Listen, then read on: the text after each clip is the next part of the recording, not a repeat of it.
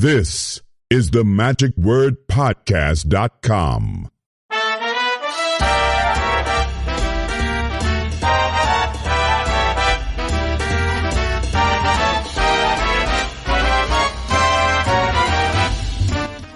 Hello, this is Scott Wells for the magicwordpodcast.com. This week's episode is going to be presenting a friend of mine who I have known for quite a number of years, and many of you may have known him as well. Your lives may have intersected in different ways.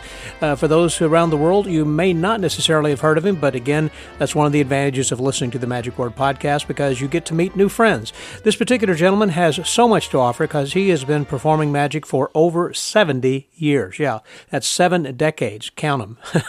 He has recently done a big show in order to celebrate his 70th anniversary, and I think now he's been doing magic for even a couple of years past that. I think it's like 72 or 74 years he's been performing since he was a youth when he was known as Mysto. He had a Mr. Mysto set. Anyhow, he'll tell you a little bit about that then as well. Lives in Austin, Texas, been a past president of the Texas Association of Magicians.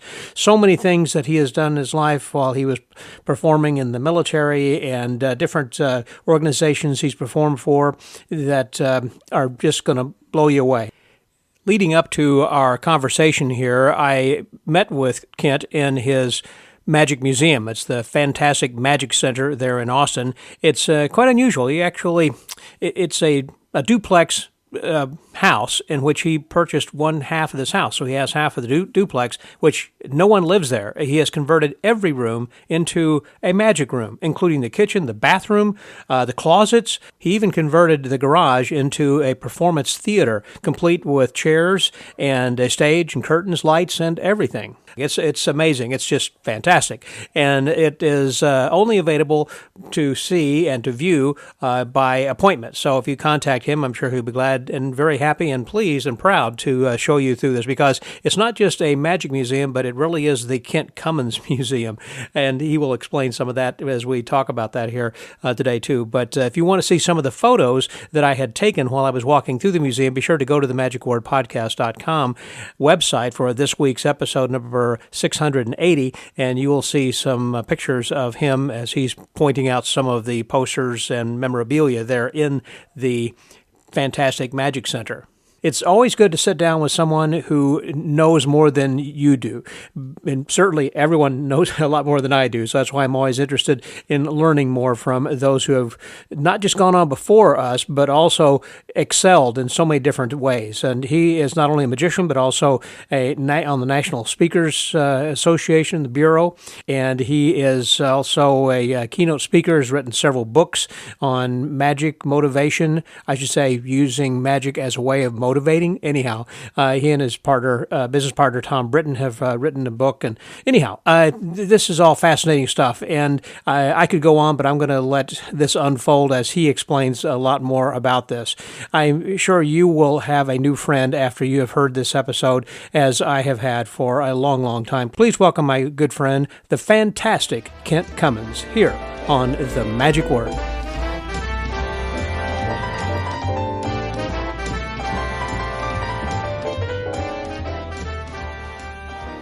Today we are in Austin, Texas, and we are at the fantastic the fantastic Magic Center, which is a museum. He's going to correct me, I'm sure, in just a few moments, because he had the fantastic magic camp, and he is known as the fantastic Kent Cummins. And Kent is just I don't know what to say, other than being kind of a Renaissance type of a guy in which everything that he's done. I will say this, he has celebrated recently over 70 years in magic and performing, not just having an interest in magic, and we'll talk about that then too and how that came about, but just a very, very interesting guy with a multi-layer background and in marketing, and perhaps you may have read some of his books or seen some of his read articles in Linking Ring magazine and elsewhere, perhaps, or if you're in Austin, may have seen him. He's been the auctioneer at the fantastic magic, always has fantastic in there, fantastic magic auction. Actually, The correct name is the world-famous Austin Magic Auction. Okay, there's no fantastic. There's no fantastic in that. It is fantastic, yes. but it's not in the name. It is world famous, and tens of thousands of dollars have passed hands per auction. It's just certainly amazing. And in addition to that, having a sandwich shop right downtown within the shadow of the state capitol here in Austin, Texas. Enough for me. Let's hear from our friend. Please welcome Mr. Kent Cummins. Hey, Kent, how are you? Hello, Scott. I am delighted to be showing off the Fantastic Magic Center to one of my longtime, very good friends. Well, thank you. I love talking with friends, and that's what this whole podcast is really about, because this way we get to kind of share some ideas and let people recognize the friendships that we all have had. We were so lucky to be in this community of magicians who are also great. And you showed me a room over there a while ago in the center of people who have influenced your life. Magicians who have inspired me, absolutely. Such as? Well, Houdini, of course. Yeah. And then Harry Blackstone Sr., the first magician I ever saw perform. And I did have the opportunity to run down the aisle and put my hand on the birdcage before it disappeared. How awesome is that? So 1950? 50, 51, somewhere around in there. Yeah. In San Antonio at the Majestic Theater, a place where I saw David Copperfield quite a few years later. Mm-hmm. But I never really met Blackstone to talk to him. I'm sorry about that, but I did get to know his son, Harry Blackstone Jr., and we actually did some projects together. But so both of those Blackstones are well represented in the room of magicians who inspire me. And the great Scott and Judy. Fred Scott Donaldson. Fred Scott Donaldson. You were also a great Scott, and there have been a few others. But they were the dominant magicians in Austin when I moved back here in 1976, and they had so much to do with my career, and they were such good friends. Fred and I would talk for hours on typically not magic. We were genuine, just friends. Did you live or were you born in Austin? I mean, I know that you overseas and you were in the military and performed in NCO clubs and all that. We'll get to that in a minute. But did you start in Austin and came back? Or? No, I was born in Del Rio. My folks are both from San Antonio. Del Rio's a little town down by the border. And I think we came to Austin once to see the state capitol, but I didn't have any real memories of Austin. But the Army offered me an opportunity to go to graduate school. And so I got my MBA here at the University of Texas, and Margot and I just fell in love with Austin. And once I Margot, your wife now, of course. Margot, my wife. Mm-hmm. And when I left active duty, we both agreed, no, we need to go back to Austin. And when you came here, that's when you opened up the sandwich shop. Yeah. People sometimes question how I could have done all these things, but they all overlap. Yeah. I'm a retired Army colonel. I ran a chain of sandwich shops that we started for 15 years. I've been a magician for 72 years. But all of these things overlap. Mm-hmm. But you had magic at the sandwich shop, too, didn't you? Absolutely. Yeah. I've had magic everywhere after that first 6 years. Yeah. I went to the sandwich shop. I came and visited a few times. Yeah. I'm trying to remember what the name of that was. The Sam Witch Shop. Oh, Witch. W-I-T-C-H. That's right, yeah. Sam. A witch named Sam. Yeah. And so I've done all these things together. So, for example, I came to Austin while I was an Army captain because the Army sent me here to get my MBA at UT. Yeah. And my best friend, John Shakesnyder, was here getting his master's degree at UT. And so we started the sandwich shop chain while we were both in graduate school. Wow. Students holding down a full-time retail and also shop. My son was born that year. So I had a lot of things going on all at the same time. Mm-hmm. Boy, I should say so. And you've always had, it seems to me, more of an interest in stage as opposed to close-up. I haven't really seen you do finger-flicking a lot of card stuff. I've done it, of course, but no, I love the stage magic. Mm-hmm. As I said, Blackstone Sr. was the first magician I ever saw. Don't you think that's fading? I mean, I see fewer and fewer people who are capable even of doing stage and having fewer illusions. It's harder. It's more expensive to get the props. Logistically, it requires more. Mm-hmm. And people don't have the same role models. I mean, my role models were stage magicians. Mm-hmm. And people's role models now are Shimlin and so many really good close-up magicians. Right. Well, that's a good point. And I think also the level of entry, that is the money you have to spend, it's just for a deck of cards as opposed to a big zigzag or something. That's right. Yeah. Plus, I think there'd be fewer places to perform. We don't have the theaters and nightclubs and whatever there were of yesteryear, as opposed to people walking around restaurants or going table to table and bar. I've often said that I make my living as a magician, that my hobby is magic illusions, stage illusions. And you make some, too. Because I have performed a lot of stage illusions, and I use them whenever I can, but that's not the primary way I've earned my living. The primary way I've earned my living is through magic with a message, using magic as a way to educate and inspire, not just to entertain. When I was on the board of directors of the International Brotherhood of Magicians, we had you come in. I don't remember that Tom Britton was with you at the time. No, I was with Gus Davis, Gusto the Great. And Gus was the one who works with C.J. Johnson now, right? He did work with C.J. Johnson. Now he works independently with my other friend, James Caldwell. Oh, I didn't know that. I know I broke away from C.J. because they were doing the game show thing. Right. Okay. Touring with schools as well for doing that. So when you would come through, and it was like a 2 or 3 day workshop and team building kind of a thing. So that was your bread and butter. A team building weekend, and I did those for the other IBM as well. Mm-hmm. I've done team building weekends for both IBMs and for Dell, and Motorola. Well, Dell's here in Austin. I mean, this is their hometown. Right. Yeah. Right. So yes, that's really the way I was making my living, and so it was fun to be able to share that with the magic community, and to do some of those things that we did for Dell, for some of the most influential magicians that were on the board of International Brotherhood of Magicians. And you were always incorporating some magic in those team building exercises too. Absolutely. I incorporate magic into just about everything. I mentioned Tom Britton, and Tom was your business partner as far as one of the co-author of the book. It's Marketing Magic? The Magic of Change. Magic of Change. I've got 2 copies of those. I think they had 2 different editions or something. That's right. Yeah. The hardbound edition was by an independent publisher.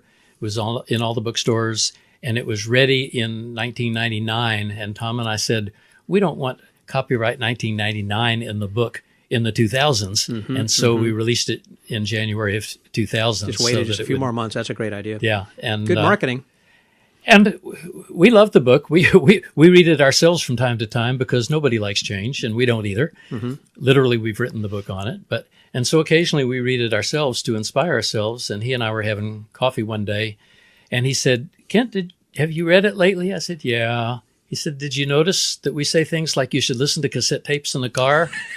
I said, yeah, and we talk about Blockbuster Video as a good example of a business. And it'll be here forever. Yeah, so we agreed that we needed to update the book. We liked the book, and the majority of it, 85 to 90% of it, was still spot on as far as it's like Tarbell is talking about Clark Gable, for an example. Exactly. The tricks are good, but it's kind of outdated. Right, exactly. And so we changed some of the stories so that they were more up to date. Sure. And Tom's wife, Dina, was the one who did the layout for our book for the publisher. And so we still had that. And what we did was any page that we had to change, we made sure that the change would fit on the same page. So we didn't have to change the table of contents. Oh, that is good thinking. We agreed to go ahead and print it softbound using Amazon, CreateSpace and whatever, because we didn't need to be in the bookstores anymore. That wasn't our goal. Our goal now was to have a more updated version to give to corporate clients and to the grandchildren. Have you got something that you can do print on demand so you can change some pages if you need to? Oh, of course. And still go back and if you need to change like Absolutely. Blockbuster to whatever kind of thing. I've got several books that are in that place, yep. Now, another thing, by the way, as an aside, Tom's wife, Dina, that you mentioned, is a professional ventriloquist. Absolutely. I've known Tom since 1961. We were both in the Texas Association of Magicians. And you're past president, of course. Yes, but that was 1983. But Tom and I were kids in 1961, and we were in the teenage contest. And I was performing with the daughter of a friend of mine, Dina Lister. Glidden Lister, Jojo the Clown, was a very good friend of mine. And so I knew his daughter. His daughter was enough younger than me that we didn't have any romantic interest, but we shared a love of magic. And she was like a younger sister, basically. Exactly. And she was a ventriloquist. And I told her, I said, I want to be in the contest again. See, because I actually won the contest in 1960. Much to my surprise, I didn't know there was a contest. But in 1961, I knew there was a contest and I wanted to win. And so I worked all year and I was doing a bigger show that needed a beautiful assistant. And she agreed, and Glidden said, oh, yeah, she can help you with that. And so she was my beautiful assistant in 1961. I thought we did a fantastic show. I was very proud of it, but we didn't win. The winner was a brother act, Tommy Britton and his brother, who had a comedy magic act. And then 5-10 years later, whatever it was, Tom and Dina fell in love and got married. And so I always accuse her of leaving me for the magician that beat us in the contest. Of course, there was that had nothing to do with anything. Yeah. But Dina and Tom and I have been friends for life. And she stopped doing ventriloquism a couple decades ago, I think, basically. It's been a while. Not that long.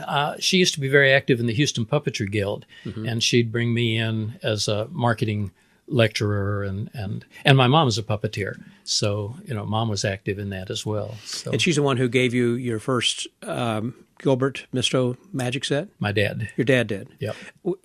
Which I think is interesting, and that was what got you started. As a lot of magicians got started with the first magic kit, and tell that story. I think that was interesting. Sure. My grandpa was the manager of the Buckhorn, very famous. Oh, in San Antonio, the Buckhorn Brewery? In San Antonio, yeah. The bar? Mm-hmm. Yeah.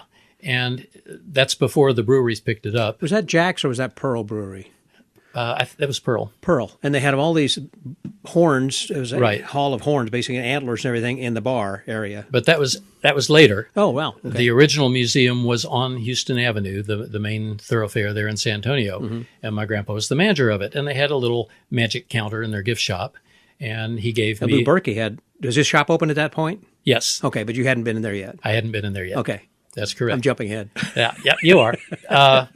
And so it was 1949, would have been the summer of 1949 when I went to visit my grandpa in San Antonio, and he gave me a little coin slider trick, a little trick that magicians are all familiar with. Mostly they come in plastic now, but of course they were wood back then. Made in Japan. Made in Japan, because that's where the crappy stuff came from back then, and now they're made in China. No comment. And my dad noticed how much I loved that trick. Yeah. And so he thought, and so he gave me, let me tell the story. I woke up Christmas morning, December 25th, 1949, and we lived in a 2-story house, and I ran up and down and looked down at the Christmas tree. It was a huge Christmas tree with an electric train going around it and way too many presents. I mean, it was just amazing. And it was traditional in our family that we would open Daddy's present last. And so when it came time to open up the present from my dad, it looked like it might be a Monopoly set or something like that, except that we had Purchase, we had Monopoly, we had most of the famous games. And so I didn't know what it was, but I ripped the paper off and it said A.C. Gilbert Mysto Magic Set. And I said, wow. And so I didn't open it. I went upstairs and closed the door to my bedroom so my brother Carter wouldn't bother me, my younger brother, about 4 years younger. And I lifted the lid on it, and here's all this stuff. I had no idea what most of it was. And I said, I'm going to be a magician. And most little boys in the 40s had that kind of an experience of, I'm going to be a magician, I'm going to be a baseball player, I'm going to be a this, whatever. But I never grew out of it. Never wavered from your... Never grew out of it. From that moment, I said, I'm going to be a magician. And I was obsessed with magic. If I looked at furniture, I wanted furniture that looked magical. If I wanted clothes, I wanted clothes that looked magical. Wait, along that line, that story about the Glasshoulette. Yeah. Explain that too. That was kind of cool. Sure. Dad gave me the next biggest magic set from A.C. Gilbert every year.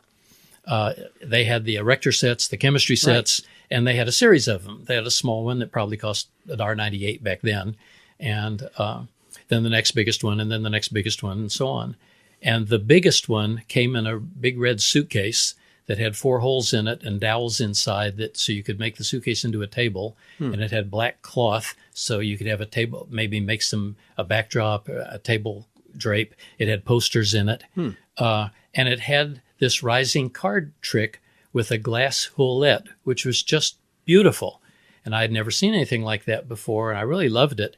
The mechanism was just the explanation of how to fasten a black thread to it, and walk away from it. Because it really was nothing more than just what some people may not know who Houlette is. It's like a flower vase, but made to hold a deck of playing cards. Yeah, basically. a flower vase or a wine glass, except that it's flat. The goblet is the shape of a deck of cards. A deck of cards, right. Yeah. There you go. And it was just beautiful. And one day, I was a kid, and one day I dropped it and it broke, and I was crushed. Sure. So was it.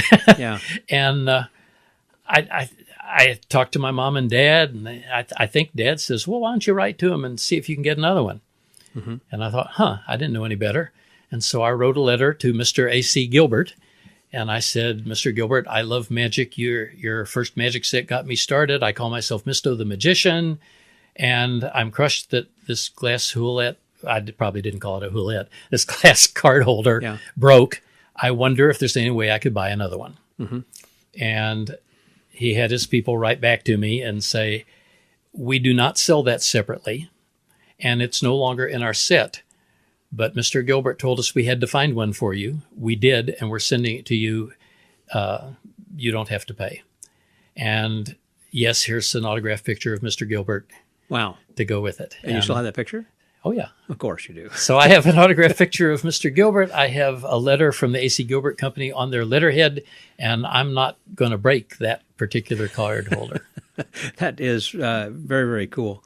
So as far as getting started in the military, I'm always curious. There are very few people I knew who did magic in the military pretty much as a full-time job as opposed to doing whatever else. So how did they ask you to do magic, or they found out about it? They said, hey, you need to go do this. Yeah, I never did it as a full-time job, but I did lots of magic performing while I was in college, and ROTC was required from all male students for 2 years. At LSU? At LSU. And we had the draft back then, and so I knew I was going to be going into the Army, and I wanted to go in as a lieutenant instead of a private, so I finished my 4 years of ROTC. So you wouldn't be on the front line as a point man in Vietnam. Yeah.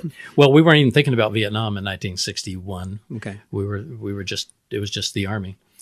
And so I did get commissioned, and I got married, and I graduated, and we went over to Germany. And I said, I need to do magic shows. And so I started doing magic shows for the clubs over there. Mm-hmm. And I had to get permission because commissioned officers can't do part-time jobs that aren't appropriate. So, for example, I couldn't pump gas at a gas station. I couldn't work in a thrift shop. You're not allowed to carry an umbrella or push a baby carriage. There are all these things that a commissioned officer is not allowed to do. So I wrote a letter to the Judge Advocate General. Unbecoming of an officer or something, basically. Exactly. Who knows? Right. And the Judge Advocate General, of course, says, nobody's asked if being a magician is appropriate or not. Sure, go for it. Yeah. They didn't say it like that. Yeah. I got a letter, but still. And so I had permission to perform, and I eventually got an agent and did a lot of magic shows in Germany, and my wife was my beautiful assistant. Now, in Germany, were they for the Army and families, or were they just for German families? Most of them were for Army clubs. Okay, so in English. So you guys speak in English. Right. Okay. Right. I did some for German audiences, and I learned, just a little bit of Pidgin German so that I could include that in my shows. Sure. And you were doing illusions at the time too, or not? Or more just stand-up as we call it today? Well, I was doing the giant top hat illusion, producing a girl in a bunny costume from a giant top hat. I was doing the guillotine. Did you buy that or build that? The top hat I built. The guillotine I got from UF Grant. And they shipped it over to Germany? Yeah, they marked it toys. Wow, okay. All right. So yeah, I had a few illusions that I did in the show. And then I got curtailed for Vietnam. And so when I went to Vietnam, I couldn't take my illusions or anything. But even though I was there during the Tet Offensive, even though the war was on, I found time to find a few guys and put them together to play in a band. And so they were my band, and we started a little show called Wartime Wizardry, performing for the GIs, performing for the troops. And I did that whenever I could when I was not, actually working. That's what I was wondering still. So that was not necessarily your job. What was your actual job in the Army? Being a performer was never my job. I asked if I could be in special services and do magic. And they said, no, because you're an officer. If you were in special services, you'd be in charge of the groups once again, that bring in the performers. Perception of an officer needs to be at a certain level. Exactly. Okay, interesting. Exactly. So it was never my job, but I was always able to convince them that it was okay for me to do it off duty. Off duty, right. And But you wouldn't be billed as Colonel Cummins. no, Right, okay. I was not. But it's interesting then coming back and getting involved the way you did with a lot of other corporate clients. Did you immediately start going into marketing and thinking this was what your course was going to be, of helping companies? I mean, you had to be on the forefront of some of these kinds of team building activities, because this has only been around for a couple of decades. Well, once again, I'm doing a lot of things at once. When the Army sent me to get my MBA at UT, and we started the sandwich shops, I started using magic in the marketing for the sandwich shops. Mm-hmm. And so, again, it was a part-time job. And, well, even running the sandwich shops was sort of a part-time job because I was a full-time graduate School, student. right. Yeah. And then we went to Korea, which is where my next beautiful assistant came from when we adopted our daughter. And I did magic shows over there. But, again, it wasn't my job. My primary job during the 11 years active duty was MWR, which is Morale, Welfare, and Recreation, which means I worked with the clubs, the bowling centers, the golf courses, the libraries, the child care, child development, all of those kinds of things. When you were with the military, what was one of the most challenging shows or memorable shows? Do you remember something that comes to mind? Perhaps it might have been in a war area, or something that happened during a show, or you had to stop? Or I remember one time when I picked up 3 hand grenades and started juggling them. This did not please my non-commissioned officer who was with me at the time, because they were live hand grenades. Live. I didn't pull the pins. You know, I'm not stupid. But, not stupid. But yeah, I think I may be one of the few people who has juggled live hand grenades during the Tet Offensive in Vietnam. And lived to tell about it. And lived to tell about it, yeah. Oh, wow. Okay. So again, afterwards, when you were doing shows for both IBM, the International Business Machine, and the International Brotherhood of Magicians, but a lot of other corporate companies then as well, have you been flying around the country as well? I guess they kind of take you wherever you need to go. And I still had connections with the military, so I still was doing stuff in Germany and around the world, really. Yeah. And what has been the most fulfilling, or one of the shows where you felt like some group that you worked with, it felt like, hey, they got it, or I helped their company grow, or maybe some show you did? Because I've done thousands of shows, that's a tough question. It is, but usually something comes to mind. The first thing that comes to mind was a little private party that I did for a couple that had just gotten married or were just getting married. And I brought in a tarot card reader, and I was just helping them have a magical theme to their party. Mm-hmm. And the magic show, of course, I did strolling magic primarily, but I did a little short magic show in their living room. And I can remember we had to push the couch out of the way, and there were people standing all around and whatever. And I did several tricks that are among my favorites. And I tried to use, again, I do magic with a message. So I tried to use that message of love in the magic. Okay. When I finished, they started applauding, which is usually what happens when I finish a show. Mm-hmm. They wouldn't stop applauding. They would not stop applauding. Wow. They just kept going. I didn't have a timer. I don't know how long it was, but it was long enough that I got incredibly uncomfortable because there was nothing I could do. I had taken a bow. I had said thank you. And they just kept applauding. For some reason, my messages using magic resonated not just with the couple, but with the entire group. Yeah. And they felt really good about it. And so I felt really good about it. That's what we all try and do. Exactly. Is to make an emotional difference in people's lives.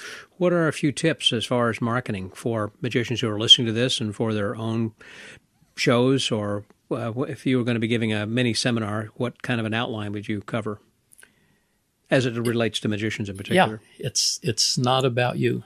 It's about the audience. That's good advice. I wrote an entire column on that just a few months ago in Linking Ring. Mm-hmm. And I said, after more than 6 years of writing these columns, I think this one may be the most important one. We are so ego-driven. Even Copperfield will admit that when he got started, it was his ego. It was some way that he could present himself and maybe get girls interested in him and, all the things. As magicians, we are ego-driven. And the best of us eventually get out of that a little bit and begin to realize how important the audience is. And there are far too many of us who never lose that point of view, where it's still always about them. And so what I encourage people to do, they don't really care about your tricks. What they care about is how they feel when you're through. Mm-hmm. And to make that work, you have to be very, very focused on the audience, not on your show. And the idea, I admire magicians who have had one show and toured the world for decades with that one show and entertain people. That's great. But if you want to educate and inspire, in addition to entertain, then you need to know what's going on in the audience and what you can do and say that will make a difference for them. Are you saying then also to pay attention and listen to your audience such that you have a show, but if it's going a particular direction and you think it may not be working, you need to change the focus? Absolutely. Okay. And that doesn't work for everybody. It doesn't work for somebody that has a tight 8 minutes that they're doing around the world to music, because not everybody like Mr. understands Electric English. or somebody, right? Mr. Electric is the first one that came to mind. Mm-hmm. What a success story. Right. But he had a show, and it was a good show, and he did it over and over and over and over, which is why it was such a good show. Right. The problem with my approach is that you're not doing exactly the same show every time, and therefore gremlins get in, because it's in the constant performing over and over again that you get really smooth. Mm-hmm. And you don't often have that opportunity to do that on a regular basis unless you have a club where you can do it on a nightly basis, or a theater or someplace like that. Or if you're working in restaurants, that's an advantage for close-up guys to be able to do tricks over and over from table to table. It's like, okay, I made a mistake here, or I got a line from this table I'm going to use and try at the other table or whatever. But from a standpoint of doing stage shows like you do, unless your agent keeps you booked back to back, or you're working college circuit, or someone like Eric Diddleman or whatever, or guys in Vegas like Matt Franco or whomever are doing night after, that's a completely different situation when you get to a certain level. But building up to that, how do you get that kind of experience? How do you go out and find the shows? Well, it's interesting. The National Speakers Association is very fond of saying, choose your lane. Be the best speaker for dental hygienists. Be the best speaker for HR. Be the best speaker for... Choose your lane. And I spoke to a friend of mine, Bruce Turkell, who's a wonderful speaker, a branding expert. And I said, I get so frustrated because I don't want to choose a lane. I want a wide variety of experiences. Mm-hmm. He said, you have your lane. It's a multi-lane highway. Embrace that. And I learned in 1985 what kind of a person I was as far as working. I became a full-time magician on January 1st, 1986. Okay. Before that, I always did magic, but it was never my full-time job. It was just supplemental income. It was supplemental income and something I did for fun and for money. But in 1985, I went through the book, What Color is Your Parachute? It's a website now, of course, but it was just a book back then. And I literally would stop if they said, why don't you ask your mom what your 3 greatest strengths are? I would stop, write a letter to my mom and ask her what my 3 greatest strengths were. Yeah. I would follow every exercise. It took me a year to get through that book because I followed it carefully. And what I learned was I love doing magic shows, but I don't want to be doing the same show every night, week after week after week. I love teaching, but I don't want to be grading papers every night, week after week after week. I love speaking, but I don't want to be on an airplane weekend after weekend after weekend. I love lecturing, but I don't want to just lecture. I love writing, but I also love people. I don't want to be spending 40 hours a week in front of my computer writing. And so what I learned is there are half a dozen things that I love to do. I don't want to do any of them full time. Maybe I can do all of them full time. So it's what Jay Abraham calls multiple streams of income. And it had worked so well for me because if I'm getting paid well to write, I can spend a lot of time writing. If that dries up, I may spend more time lecturing, more time performing. I'm a juggler as well as a magician. Sometimes I'll be doing juggling classes or juggling workshops or juggling shows. That's not my primary, but sometimes that's what the market wants. And so I've been able to not do the same thing over and over again for 72 years. Adjust to the market, basically. Exactly. And changing situations. And it happens to work really well for me. That's what I love, constantly changing situations. It doesn't work for everybody, so you have to know yourself first. That leads into a nice segue about the fantastic magic camp. There might be some people who want to teach or have perhaps taught some classes or maybe done weeks after school for whatever. How can people get involved in that? And I know it's lucrative and has been for you and Peter and some other guys. I mean, it's a big-time thing you do all summer long. But how did that get started, and how can someone perhaps follow that kind of plan? It was the year I turned 50, and I wanted to give back. My life has been so good. I wanted to give back. And I wasn't rich. I couldn't endow anything. And I didn't have a lot of time because I was still trying to earn a living for my family. And I just didn't know what I could do. And I was having breakfast with my friend Robert Crampton, having coffee. And he said, why don't you start a summer camp for kids? You teach magic, you teach juggling, you teach puppets. Why don't you put all that together and start a camp? And you say teaching. Were you teaching individuals or teaching in like small groups, or people come to you teaching after school programs? Right. Okay. I was teaching at UT in their informal classes. Yeah, community. People would ask me to help them with their McGruff the Crime Dog puppets, which is how I happened to know Robert Crampton, because he ran a McGruff the Crime Dog program. And so I'd just been doing a lot of this teaching, and I loved it. And I said, that's an interesting idea. He said, no, it's a business plan. Right. And within 3 months, we had the first magic camp. And I thought it would be a little temporary thing I did in the summer for 4 weeks. And it turned into the most important thing I've probably done in my life. Important meaning because of how lives you changed, you mean? Oh, thousands of lives have been changed for the better because of Fantastic Magic Camp.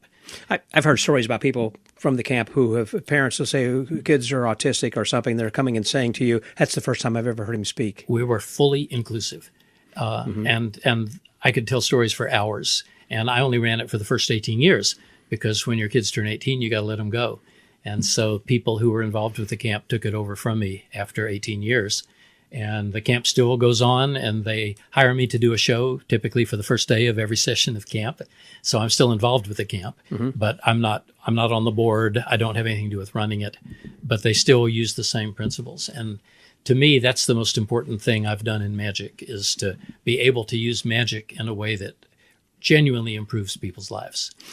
During this time when we've been doing some Zoom things, I assume you gave Zoom lessons then as well? Or online type of things? Magic classes, juggling classes. Now, how do you teach juggling online?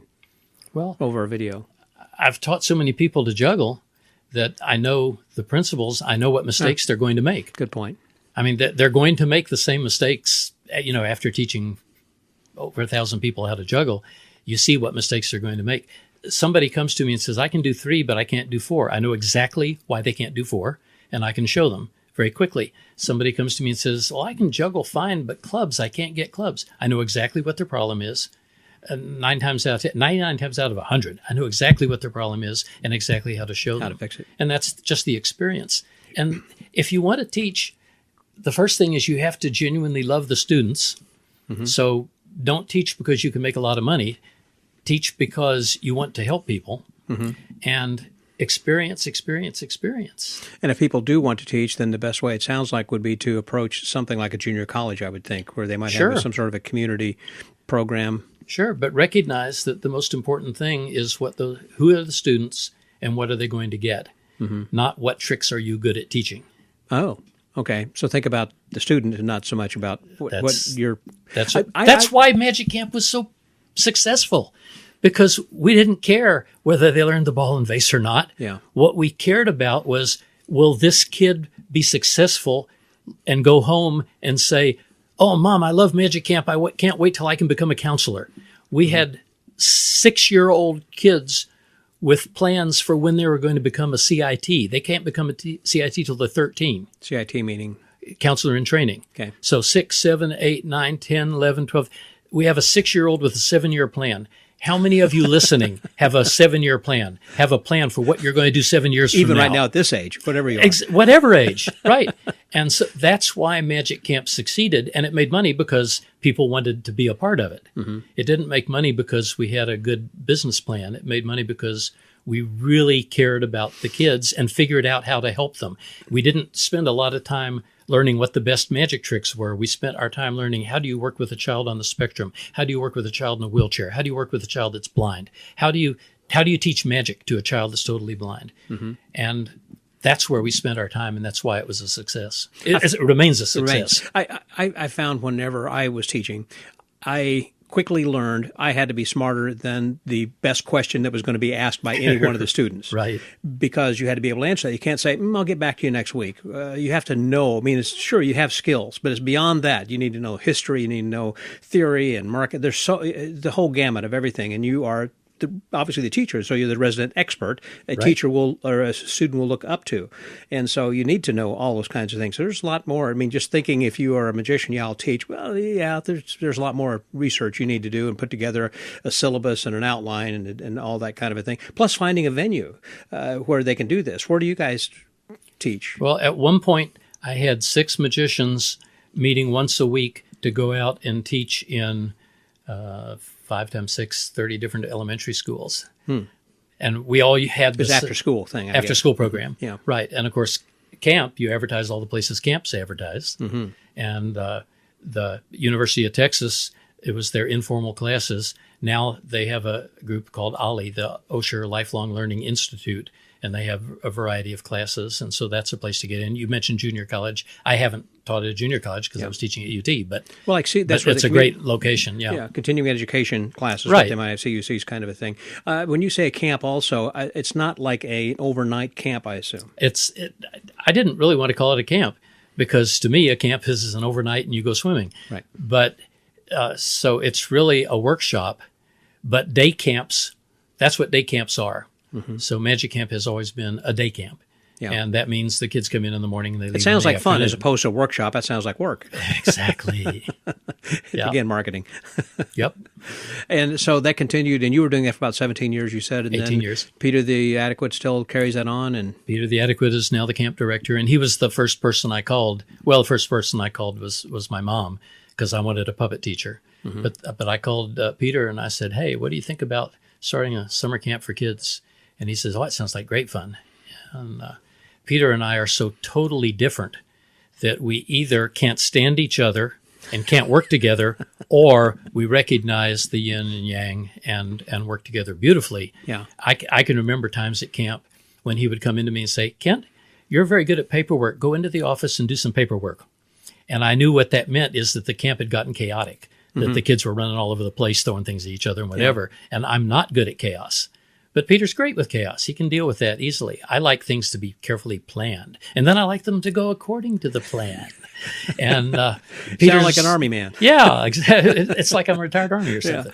Yeah. And that's not Peter's way at all. And I used to get upset because he'd be traditionally late to all of our meetings. And I complained to Margot, my wife, one time. And she says, so stop working with him. I can't stop working with him. He brings all this wonder. She says, then quit complaining about who he is. Wow. And that's the secret. The secret is to accept people for who they are. Everybody's doing the best they can. They really are. Yeah. And if you don't want to deal with somebody, then don't. But if you want to deal with somebody, don't try and change them into who you think they should be. Figure out why you want to deal with them and then accept them that way. And that, to me, is the brilliance of Magic Camp, the success, the thing that I learned. Right. Was how to work with a wide variety of people and accept them for who they are instead of who I thought they should be.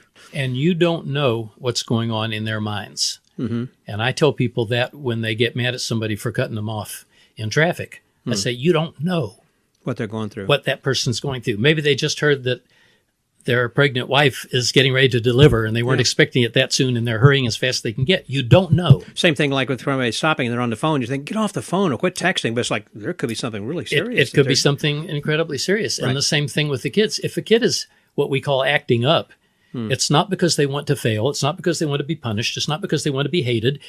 It's because they don't have the strategies for effectively dealing with the situation. They're still children. Exactly. And our job is not to punish them. Our job is to figure out how we can help them gain strategies. Because everybody wants to succeed. Everybody wants to be liked. Children or adults. They all want to. Right. And also be accepted. Yes. And you don't know what's going on in the audience's mind. And I can remember the first after-school program I taught. It was Austin Independent School District was doing it. And there was this one kid who was just bouncing off the walls. I mean, literally. literally throwing himself into the wall or whatever. And he would pull the girl's hair. And he would, I mean, could this kid even be real? And after a few, and he never took his homework, he never took his props home with him. And after a few days, I'm writing up a review of each one because it's a test program. Uh-huh. And I'm writing about how this guy should be pulled because he's not getting anything out of it. And this young Hispanic woman looks in the door and says, "Are you the magic teacher?" Do I have to tell you the punchline? She said, "I just wanted to thank you. My son comes home every day and does a magic trick for us. He was expelled from school and he sneaked onto the campus so he could go to your class." Wow. You don't know. Wow. We tend to judge what other people are thinking, what they're trying to do and whatever, but we don't know. Mm-hmm. Sometimes we don't know what we're thinking. Wow. That's true. You don't. Everybody has something different, and you have to, I think that comes with age and maturity. I hope so. Well, my friend was your friend, Doc Stan Seaton, mm-hmm. and that was one of his favorite sayings was, everybody is doing the best they can. Give everybody the benefit of the doubt, basically. Yeah. We'll talk about working with people, too. You worked at Renaissance Festival with both Ralph Markham and Bill Palmer. Bill Palmer. I mean, they're two completely different characters, and yours was a totally jester, different. which was different. Felonious the Fool. Yeah. It was really fun. I was very fortunate at Scarborough Fair. I auditioned, mm-hmm. and they accepted me, which means they would hire me to do a certain number of shows and pay me. Mm-hmm. This is what Bill Palmer was. This is what Ralph Markham was. But they also gave me busking privileges, which I don't think Bill Palmer took advantage of. I didn't see him walking around working for tips. Of course, he was being paid enough. He probably mm-hmm. didn't have to. Mm-hmm. And I don't know if Ralph Markham did. But I definitely had busking privileges, and I had this bright red and yellow motley with bells. People wanted to get their pictures taken with me. I could just walk around the grounds, and people would come running up to me. And so I got good money from tips. I did 71 shows during that season. I remember because I kept track of them. Mm. But they also put me in the performing company. The performing company doesn't get paid, but they get this incredible training. They bring in professional theater trainers and teachers. And so I got to sit in on all of that. I got to lead the parade. I was at opening ceremony, closing ceremony, and I wasn't getting paid for that. So I was the only person at Scarborough Fair that had three different ways to operate. Right. I did pay shows. I did stuff free as part of the performing company, and then I got money from tips. In the stage show. Yep. Yeah. Wow. And working with people, do you prefer having assistants, or do you like doing a one-man show? I mean, having done both. I don't know that I like lots of different things. Yeah. I already said that. Yeah. I love, we recently did a show for Marbridge, which is a home for adults with intellectual disabilities, and they wanted it to be a really big show. So, big show. We had 2 tech people, 2 women and 1 guy on stage, plus me. I was the star of the show because I was the one that was hired. Mm-hmm. But the other people all performed in different ways. So, I mean, I love doing a show like that has 6 or 7 people in order to make it work. But it's fun to just bring what's in my pockets and entertain people for an hour by myself and everything in between. What I don't want is to do this. I didn't want to do that Marbridge show every week. Oh my God, that was a lot of work. Yeah. But I don't want to just wander around and do tricks for people. I don't do tricks at family gatherings or groups of friends or that sort of stuff. Doing magic is how I made my living. Right. And if somebody asks me, will you please do a trick? My wife explained to me it would be rude to not do something, but I do something quick. Mm-hmm. And what do you carry with you if it's a quick thing? Almost nothing. What do you do? One of the things I do is take the napkin that's on the table that's never quite big enough and stretch it and stretch it and stretch it until it gets big enough, just like Harry Blackstone Sr. did with the borrowed white gentleman's handkerchief. He also did a thing where he tied the 2 ends together, and that's not a knot. That's an invisible knot. And I've done that with the napkin. Yeah. I've made the salt shaker disappear, yeah. Instead of the coin, that trick. Yeah. Any small object I can make appear or disappear, whatever. But I don't. When I was in high school, I used to carry around a cigar box packed to the gills with every little trick thing I could find. Yeah. And if people didn't want me to perform, I'd go sit in the corner and pout. Literally, I'm not making this up. Yeah. Margot remembers because we were dating back then. I was so self-absorbed. Yeah. I was in magic because of ego needs. Yeah. And over the years, I've been able to see that there's more to it than that. Well, Jeff McBride has always said, if you're a magician is supposed to perform. And Jeff McBride thoroughly believes that you should always be a magician if you're a magician. 24/7. And I believe that Jeff McBride should always be a magician 24/7. But I do not believe that Grandpa should always be a magician, or that Kent should always be a magician, or that Daddy should always be a magician, or Captain Cummins or Colonel Cummins should always be a magician. Mm-hmm. I've chosen to make magic probably the overriding theme of my life, but I'm not always on. Yeah. Now, I'm always a magician because that's like I'm always this old white guy. Right. But no, I'm not always on. Well, that kind of brings me around to the question of, again, you've been doing it for 72 years, and we were talking earlier off air before we began about continuing this or not. I had spoken with David Hyra in a couple of episodes, but in one in particular, which was his swan song. He was saying, I'm out. I don't want to carry on, and for someone to say, who's that old guy up on stage? And you had this kind of epiphany. I want you to tell that little story about what your thoughts are. Sure. One of my best friends in magic was Fred Scott Donaldson, the great Scott. And we did lots of stuff together. And he was always our feature performer at Magic Camp. And then one year he said, okay, Judy and I are going to do one more show for Magic Camp. It's your last session. And then we're not going to perform anymore. So you're not coming to Magic Camp anymore? He says, no, I'm not performing anymore. And I said, Fred, you're at the top of your game. Mm-hmm. He said, that's when I want to stop. I don't want to be one of those old guys that's embarrassing and drop stuff on stage. And I thought, And I respected that. And so a few years later, when he was older than I was, but a few years later, when I turned 64, I said, I'm doing my When I'm 64 tour. Right. I'm going to do 64 shows this year. And I set up a Google Calendar for the When I'm 64 tour so my friends could follow me and make sure I really did 64 shows. Was it around Texas or just in region? Whenever, wherever. And they're all public shows? Not necessarily. One might be for the Magic Camp. One might be for the Magic Club. Okay. As long as I'm doing a performance and doing some magic, Gotcha. then it counts. That counts. Mm-hmm. Yeah. And it was in the spring of that year, and I got a call from Cy Albertson, who was running a magic shop in the area, and he said, I'm bringing in John Calvert, and I'd like you to introduce him if you would. And I said, well, I'd be thrilled. I've heard of John Calvert. I've read all about him in Genie. I've seen his book. I couldn't afford to buy it, but I know he's famous. Why me? And Cy laughed. He says, well, I need somebody with a little class, and you've got a tuxedo. And I have no idea why I'm sure Cy has a tuxedo as well. But for whatever reason, he let me be the master of ceremonies, which was a wonderful honor. And I watched John Calvert perform, and he was incredible. His sleight of hand skills were better than mine, and he was wonderful with audience participation and bringing volunteers up on stage. And he had a beautiful assistant on stage, and he did a large illusion, and he did comedy. And I thought, he's better than me. And he was 94 years old at that particular year. He was exactly 30 years older than me. 30 years older, right. And I said to myself, okay, if he's that good at 94, maybe I can go a few more years. And I put together a focus group of people that I respected, one of whom not only had never seen me perform, had never seen a magician perform. And one of them was Peter the Adequate, my longtime magic partner friend. And there were about 6 people, male and female, old and young, tech people, magic people, ordinary people, real people.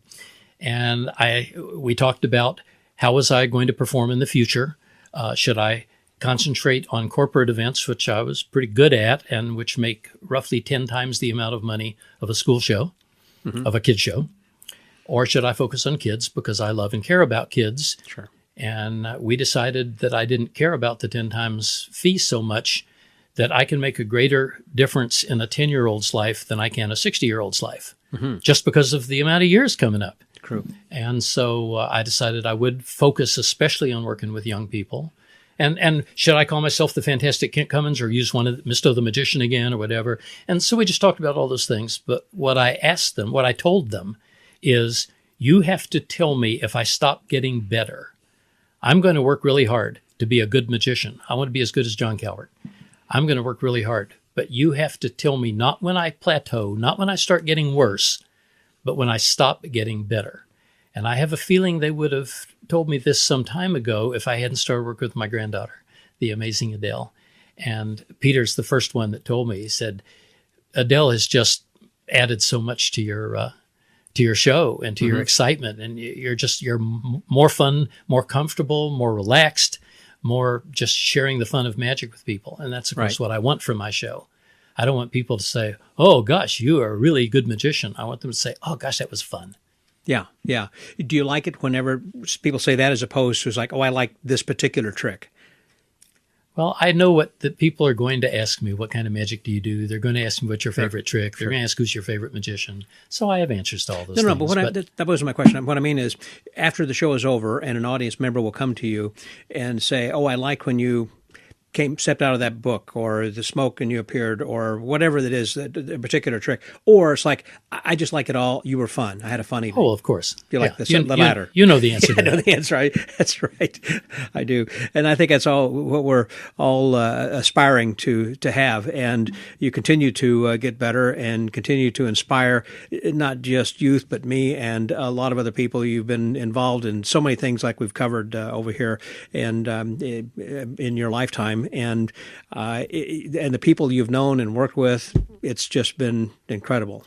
I've had an absolutely marvelous life. It's been fun. It's been exciting. I've gotten to do a lot of things that nobody else has ever done. Right. And lots of things that few people have ever done. And so my goal in retirement is to be able to share those things.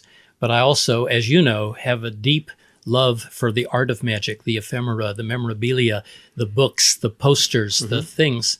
And that's why I started the auction so many years ago, to try and keep stuff out of the landfill and keep it recirculating. And that's why I started the Fantastic Magic Center, where we are now sitting in the library.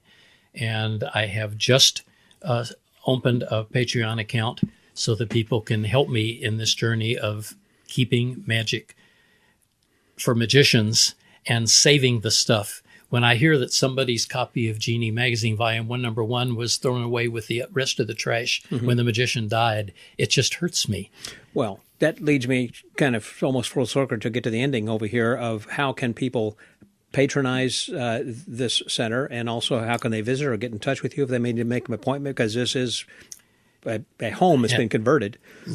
Like David Copperfield's so-called secret museum in Las Vegas, my museum does not have any signage for different reasons. And I'll also echo David in something else. He recently did an interview with the Skeptical Inquirer, and they were talking about the incredible stuff he has in his museum. And he said, yes, I've been fortunate to collect that stuff, but it's not about the stuff. It's about the stories. And so what I'm trying to preserve is, sure, there's a lot of interesting stuff, but what I'm trying to preserve is the stories that I've had a unique input into, so that those don't get lost. Because David doesn't have my stuff. Right. He's got lots of his own stuff. Well, and stuff of other people he collected, he acquired, whereas these are things you personally have acquired. And as you show me, like these posters, this is the Kent Cummins Magic Museum. Really, it has a lot of your personality and you and your family in here. That's what makes it unique. Yes. And anybody that wants to visit is welcome. They just need to get in touch with me. And the easiest way is Kent@KentCummins.com. That's Cummin, no G. Correct. N-S. Cummins. Or Kent@MagicHotline.com, which is the business address. But either of those work. Look up Kent Cummins on Facebook and you'll find me, and you can send me a Facebook message. I'm delighted to show it off. It's really fun.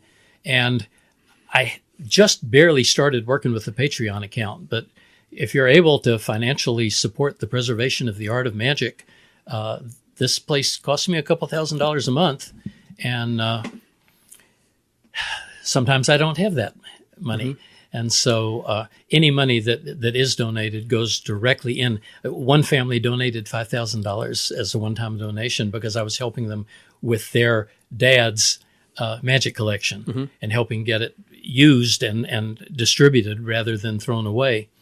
And they said, we love the fact that it's organized. We love the fact that our dad's stuff is now on display. Right. We want you to be able to keep doing this. Here's a little check. And the little check happened to be for $5,000. Nice. Yeah. Any amount, every amount is helpful. Yeah, Patreon, I mean, you can start at $5 a month. Right. With a small pledge or as much Yeah. as you want then Yeah. as well. I use Patreon as well. It's an out. And so they go to patreon.com. That's patreon.com. Right. And what would they look for? Fantastic Magic Center. Fantastic Magic Center. There you go. Check that out. Well, as we do wrap up, the name of my podcast is called The Magic Word. I know you're a listener and a longtime listener, first-time caller. But what would be your philosophy? We've talked about so many different things over here that are important to you, but how would you close out with that? Well, people always tell me I'm so ridiculously positive all the time, that I bloom where I'm planted. I'm in Vietnam during the Tet Offensive, but I find a way to do magic shows and have fun in between all the bad stuff that's going on. When I was in the 6th grade, my dad gave me a copy of Dr. Norman Vincent Peale's The Power of Positive Thinking. I read it, I believed it, and then later as a young adult, I got to hear him speak in person and meet him and talk to him and tell him the effect it made in my life. Wow. And so, sure, there's The Magic of Believing by Claude Bristol. There's the Magic Words Attitude by Earl Nightingale. I mean, yes, I've read all those books, and I believe them all. But, basically, you have to take what's there and make the best of it. We can't always figure out what's going to happen to us, but we can figure out how we're going to react to it. I always tell people when they ask how I am, I say, I'm fantastic. And, it's a catchphrase. But by saying it, I feel it. Mm-hmm. And sometimes somebody will say, I wish I could say that. I said, you could. We create our own reality. Why not create one that's fantastic? I love that. Create your own reality, yeah. And my friend Chris Walden, who's been a guest on your podcast, is fond of saying Kent doesn't have a rearview mirror. He says nothing bad's ever happened to him. I happen to know that terrible things have happened to him, but he doesn't have a rearview mirror. He doesn't look back. He doesn't worry about it. And upon reflection, I think that's true. I think I'm fortunate that I'm able to just enjoy life the way it is. I love that. Wow. Enough said. Thank you, Kent, very much. I appreciate your time. Thank you, Scott. Especially your friendship. This has been wonderful. So for the Magic Word Podcast, here from the fantastic Magic Center, that was Kent Cummins. This is Scotty out.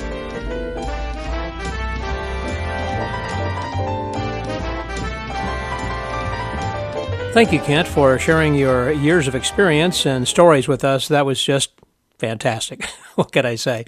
I appreciate that. And I hope all of you listeners enjoyed that as much as I did. That was just really cool. And also, I want to remind you to visit themagicwordpodcast.com, this week's episode, number 680, where you will then see several of the photos that I had taken while I was there at the Fantastic Magic Center. I think you'll enjoy that as well. And I want to remind everyone that next week we will be attending the Magic Live. That's going to be a huge convention. And as it always is, well, I say always, they haven't had it for the last few years, so this will be the first time out of the chute, and I know everyone is anxious to get to Las Vegas and see what Stan has in store for us. I will be presenting daily updates commencing on Monday the 19th. The convention begins on the 18th, so I'll be recording conversations with the organizers like Stan, hopefully, if I can pull him aside for a few minutes, as well as some of the dealers, registrants, and the talent, and just whoever's kind of hanging around, just kind of give you a good feel of what the convention is like, as I always do with my daily reports, and I'll post that as soon as I get back to the room, and that'll probably be sometime late on Sunday night or early Monday the 19th, and so I will each of the 4 days be updating you with these reports. So be sure to come back here, and if you have not yet subscribed to our pod letter, please, while you're at the magicwordpodcast.com, you'll see an opportunity there where you can subscribe, and each week we will keep you up to date, let you know who's on from week to week, as well as suggestions from the archives of some people you may have overlooked or those who are worth another listen. So until next week, when I will be in Las Vegas, stay well, get booked, and remember to create your own reality. This is Scotty out.